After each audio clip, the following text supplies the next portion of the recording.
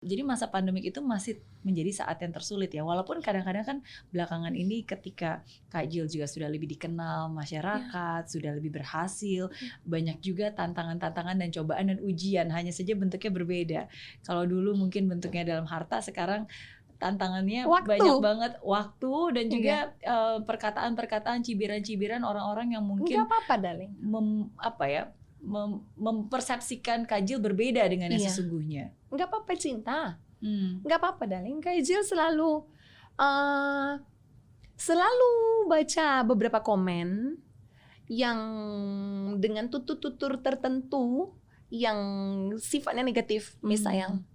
Kak Jill baca, Kak Jill senyum. Gak apa-apa cinta. Kak Jill set di mindset Kak Jill, darling. Seperti yang Kak Jill selalu bilang.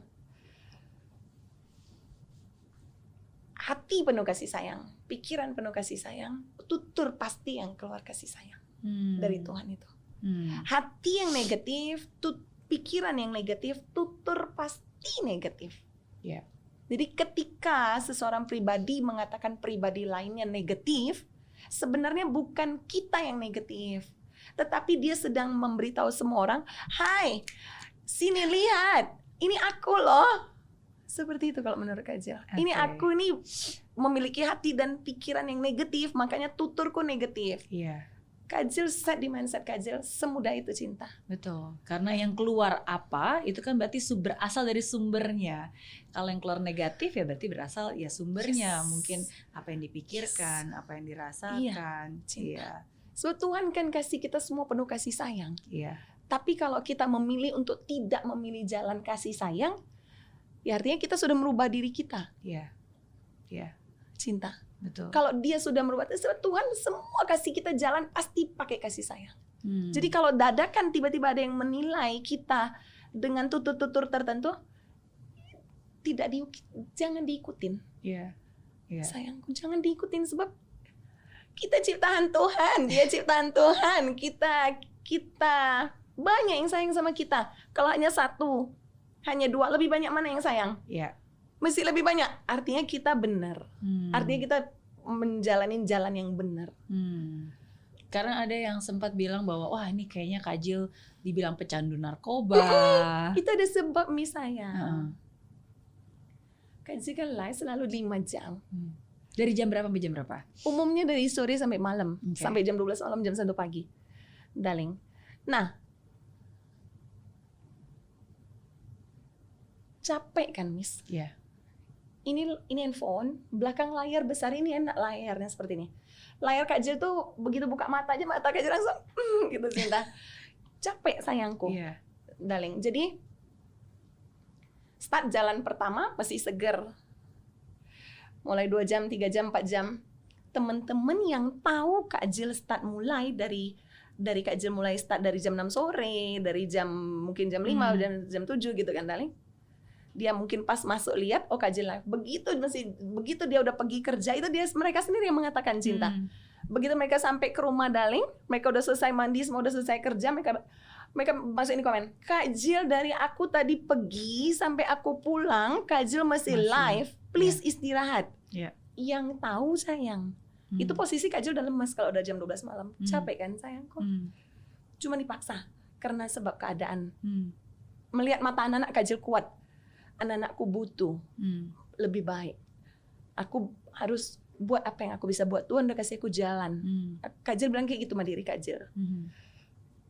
Yang nggak tahu ini, Miss sayang. Yang nggak tahu yang dadakan masuk di jam 12 malam. Posisi udah lemas, udah capek, tetapi harus bekerja. Demi mata anak-anak kita, demi orang tua kita yang kita bisa buat semua bahagia. Tulisannya BNN, tulisannya pengguna ini. Kak Jill diam, Kak Jill nggak pernah komen. Cinta. Di saat itu kan mata udah habis, darling. Tenaga udah habis. Cinta.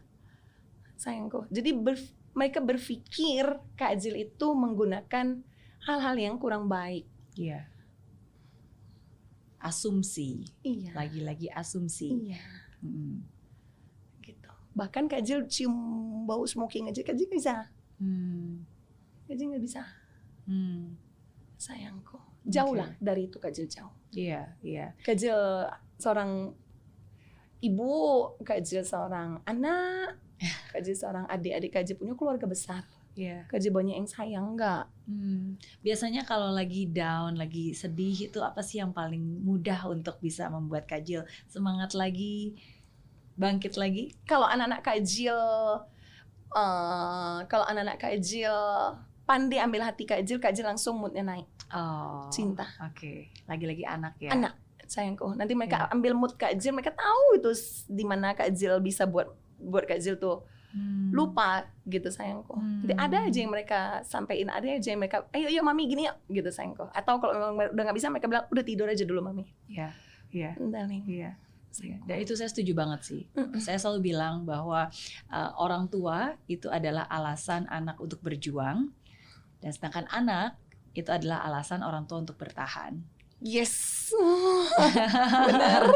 Jadi di saat paling sulit, paling menderita, paling capek gitu yang membuat kita bertahan, ya anak-anak. Iya. Karena untuk mereka lah kita ada di planet ada bumi di sini. Kayak saya bilang, Mi sayang, mami ada di planet bumi ini, anakku nggak punya ID. Nggak punya. ID mami kalian berdua.